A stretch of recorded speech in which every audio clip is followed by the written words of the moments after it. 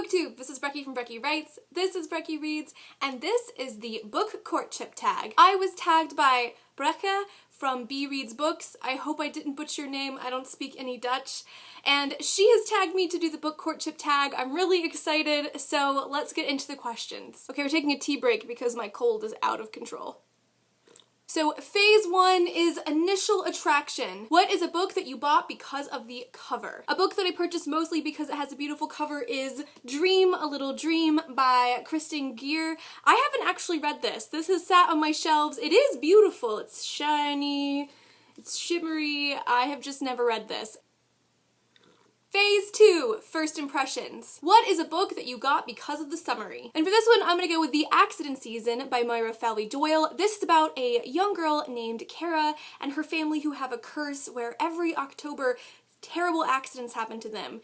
Sometimes even accidents that take their lives. This book has a lot of beautiful magical realism and gorgeous prose and imagery, and I definitely picked this up because that summary, that month-long of October accidents, sounded fantastic, and I was not disappointed. Phase 3, sweet talk. What is a book with great writing? For those of you who have been watching through my videos, you will know that the book that I think has had the best writing I've read all year is Burial Rites by Hannah Kent.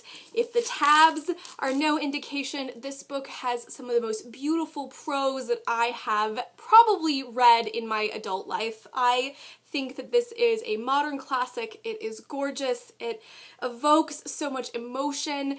There is just so much in this. There's questions of what is good and what is evil, and is bad behavior ever justified, and what does it mean to be redeemed, and what does it mean to live and die and to exist and be forgotten. It just is some of the most beautiful, beautiful, beautiful writing. I loved Burial Rites. Phase 4, first date. What is the first book in a series that prompted you to continue reading? For this, I went with A Discovery of Witches by Deborah Harkness. I've been on a little bit of a Discovery of Witches kick. This is the first in the All Souls trilogy. I recently reread this and I loved it as much as the first time. This is about a professor, Diana Bishop, who happens to be a witch, and another professor and researcher named Matthew Claremont, who happens to be a vampire, and they meet, fall in love, and have to hunt down a magical manuscript.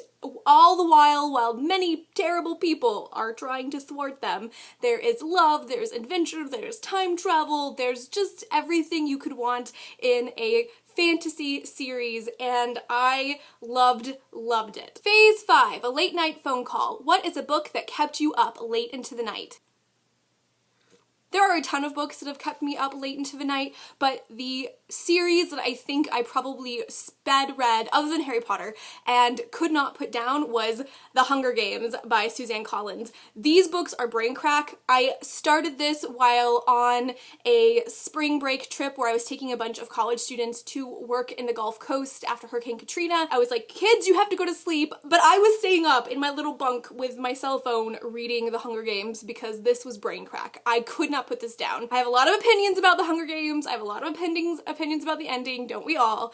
But these books are just, they're brain crack. I could not stop reading these. Phase 6, always on my mind. What is a book that you could not stop thinking about? The one I decided to go for this was Passenger by Alexandra Bracken. I read this a couple of months ago and I still think about it. This has a cliffhanger ending, which is part of the reason it's still on my mind, but there are so many good conversations about race and gender and the way that patriarchy sucks. My nose is running. And relationships, and do we know the people we think we know, and who is good and who is bad, and oh, I just think that this is a wonderful, wonderful book. I cannot wait to get Wayfarer, the second in the duology.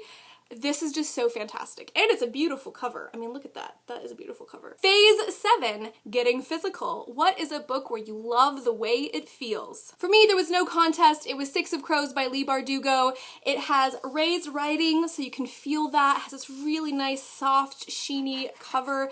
It has black deckled pages. Look at that. Look at that. I mean, obviously I've tabbed it because it's so good. I just think that this is a really great book to read. It's a good size. Like, it's a good size. It's not too big, but it's not too slim. It feels good. It feels good. It's a good book, and it feels good, and it's beautiful. I love this book. I do. I love this book. Phase 8, Meeting the Parents, which is kind of terrifying. What is a book that you would recommend to friends and family? Well, my friends and family read wildly different books, but I do have one recommendation I would make to anybody. And that is A Long Walk to Freedom by Nelson Mandela. I read this last January, and I just found this immensely readable. It is a big book, and this actually is his autobiography up until he takes the presidency. So this ends as he is being elected president, and I just didn't know so much about what was happening in South Africa. Most of the struggle against apartheid happened when I was a child, so I was not nearly as well informed as I should have been about what was happening and the structural oppression, and this illuminated so much of that. But it was also really human. It wasn't like a history textbook. There's a lot of humor in here, and it reads very narratively, and Nelson Mandela, he is a funny guy. He manages to see so much good in the worst circumstances, and you can't read this without coming away really inspired and really just proud that this man existed and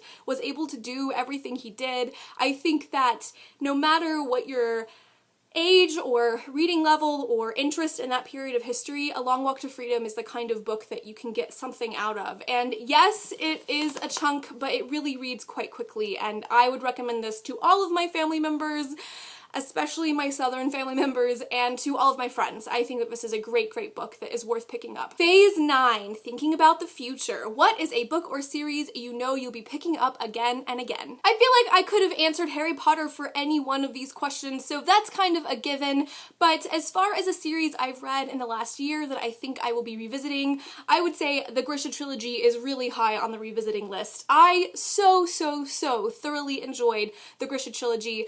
I really enjoyed the villain. The villain in here is one of the best villains I've read. I enjoyed the world. I felt like it was a really refreshing take on a fantasy world. This takes place in a high fantasy, Imperial Russia-like country, and that was just a nice change. So much of the fantasy that I've read is very sort of medieval England. This was not, with the saint worshipping and the apparat and the way that Grisha magic works. I have been wanting to actually go back and reread it, and I'm making myself wait because I need to get to my 100 books for my Goodreads challenge before I'm allowed to reread any books I've read this year. So I know that I will definitely be rereading the Grisha trilogy by Leigh Bardugo.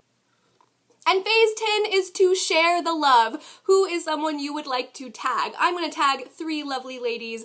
I am going to tag Crystal Lynn, Denise Marie, and Now Voyaging, all of whom I think would really love this book tag, particularly Denise Marie and your amazing love for romance. Thank you all for watching and watching me sip my tea in my Library of Congress mug. That's right. If I'm gonna drink tea on camera, I'm gonna do it in literary high fashion. I hope you guys are all doing well. I hope you are not suffering from a cold like me, and I will talk to you all soon. Bye!